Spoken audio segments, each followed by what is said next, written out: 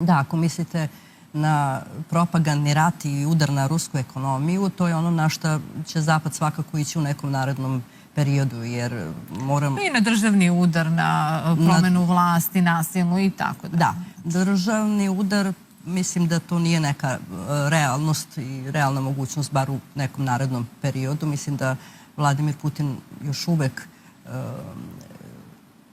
ima izuzetnu podršku u svojoj zemlji, bez obzira na sve ovo što se dešavalo poslednjih godinu dana.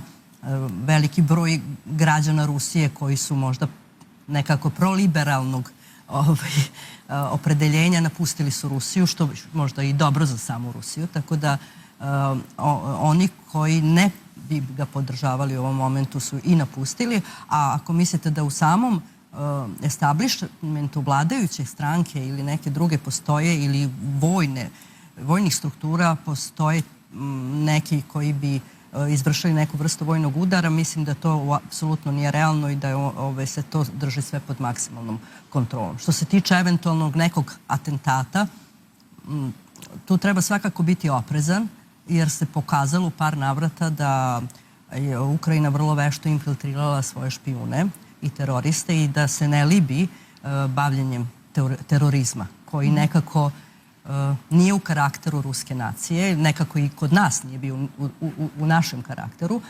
Evo, Duginova ćerka je ubijena, pa i samo ovo što se desilo i ruskim vojnicima sa ovim mobilnim telefonima, ja sam opet čula neku verziju da je navodno ostavljen neki telefon, neki od špijuna, pa da su oni na taj način locirane, ne upotrebe. Sad, naravno da Rusija neće priznati i da je vrlo teško priznati da vi u svojim redovima imate špijune, ali svakako je to jedna realnost, jer morate shvatiti da je to jedna zemlja u kojoj te dve zemlje su nekad živele zajedno. Veliki broj Ukrajinaca je ostao da živi i radi do pre par godina.